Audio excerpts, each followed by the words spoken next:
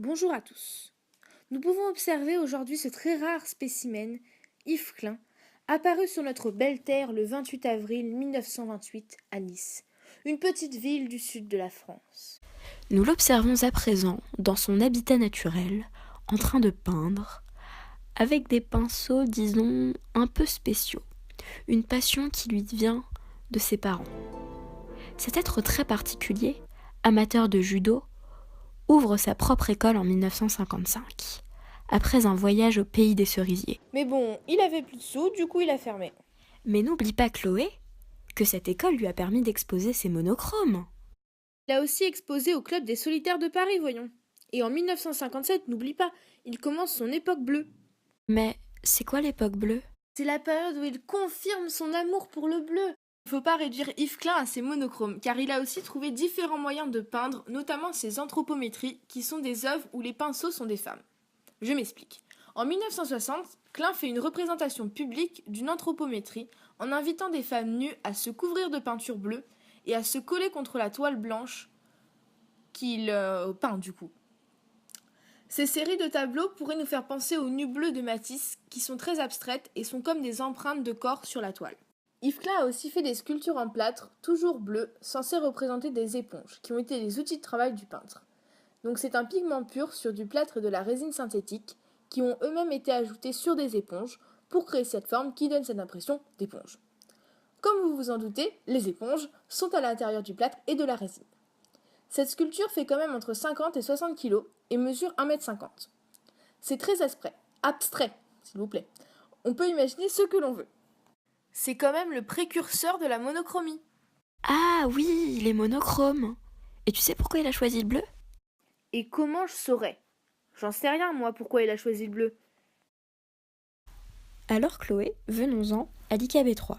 Donc l'IKB3 a été peint par Yves Klein en 1960 et l'un des nombreux ressortissants d'une très très longue série d'environ 200 tableaux créés par le peintre entre les années 50 et 60. Cette même série, on pourra la nommer la série des monochromes, assez logique. Donc elle est constituée de 194 peintures, une variété de formats, de textures, de supports, mais qui ont toutes une seule et même couleur, le bleu. Donc Klein, il peint ses monochromes car il privilégie l'expression d'une certaine sensibilité en fait, plutôt que la représentation d'une forme totalement abstrait. C'est totalement abstrait les tableaux. Mais pourquoi pas le bleu, pour répondre à ta question ? Pourquoi pas le rouge ou le jaune ?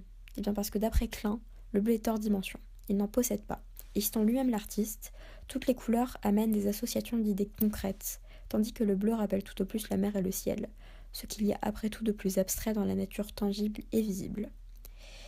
Donc IKB3, lui, fait spécifiquement partie d'une série de 15 monochromes réalisés entre 60 et 61 et qui sont de dimension symbolique, pas plus de 2 mètres sur 1,50 m. Ça peut paraître très idiot, mais la taille des toiles, elle est extrêmement importante, car comme les anthropométries, qui sont en fait des silhouettes de femmes peintes en bleu, elle définit chez Klein le lien intime qui unit la peinture au corps et à la chair humaine.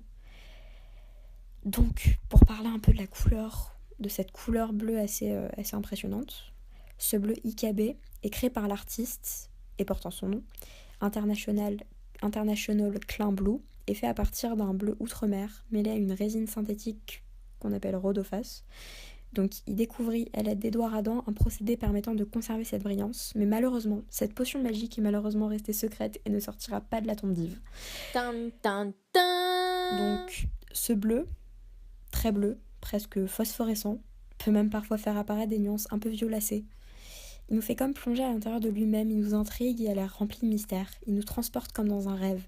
Cette couleur si froide peut paraître nous brûler. Cette dimension de mystère et de tristesse crée toute l'intrigue du tableau.